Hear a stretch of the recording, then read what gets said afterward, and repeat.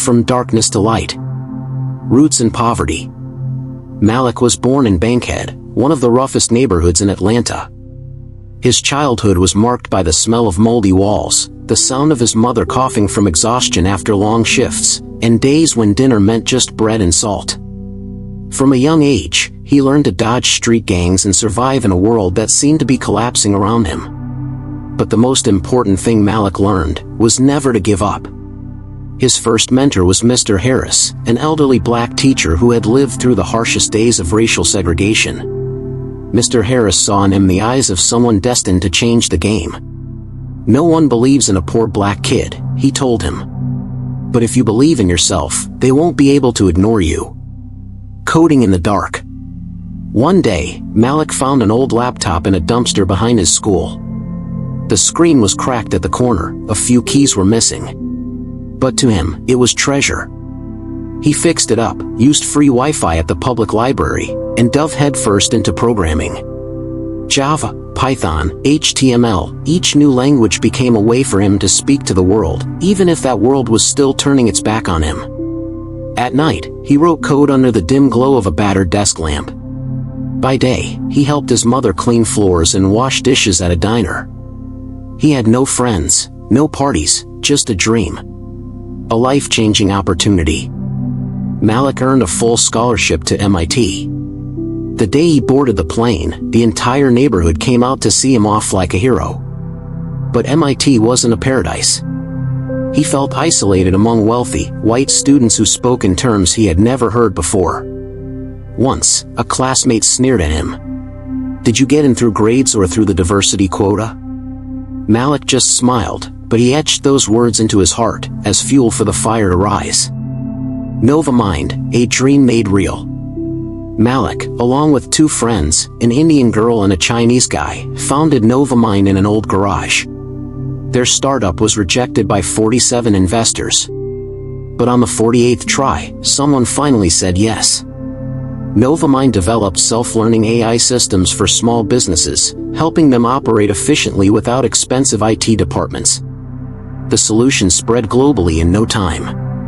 In just 8 years, Malik became the youngest CEO to appear on the Fortune 100 list. Over 12,000 employees worked under his leadership, from New York to Berlin, from Tokyo to Johannesburg. Light in a small home. Malik met Elena, a young white doctor, at a public health seminar.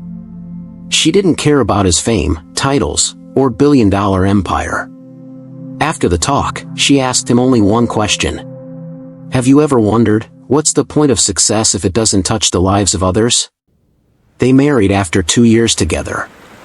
The wedding wasn't in Paris or Dubai, but in the backyard of Malik's mother's old house, surrounded by neighbors, former teachers, classmates, and those who had taught Malik how to live right. 2 years later, they had a daughter named Hope, a name full of meaning. Malik held her in his arms and whispered, "You are proof that from the darkest place, light can still be born." Returning to Bankhead, rebuilding the roots. Instead of expanding NovaMind further into Silicon Valley, Malik moved part of the headquarters back to Atlanta, near the Bankhead neighborhood where he grew up.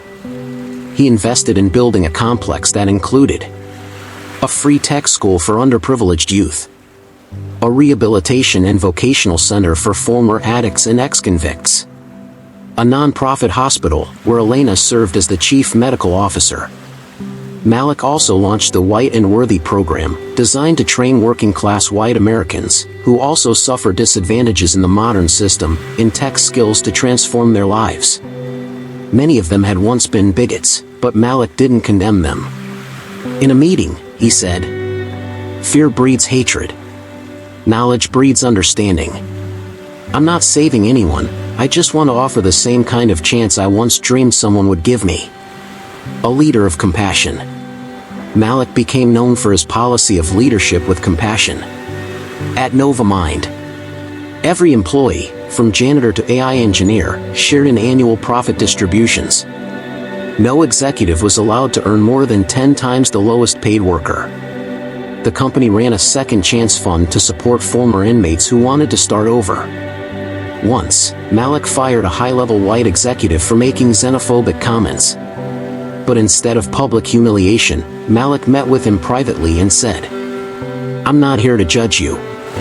I just want you to understand, being of a different skin color doesn't mean being lesser. If you come to understand that, I'll still welcome you back, as a new man." A year later, the man returned, starting over in an entry-level position. When Malik shook his hand, tears fell onto Malik's strong, warm palm. A living legacy. At 45, Malik was no longer a busy CEO. He handed over control of NovaMind to the next generation, many of whom were students from the tech school he had founded. He became a mentor, a philanthropist, and a writer. His memoir, From Dirt to Sky, became a global phenomenon. He declined movie deals about his life, saying, "I don't need anyone to play me.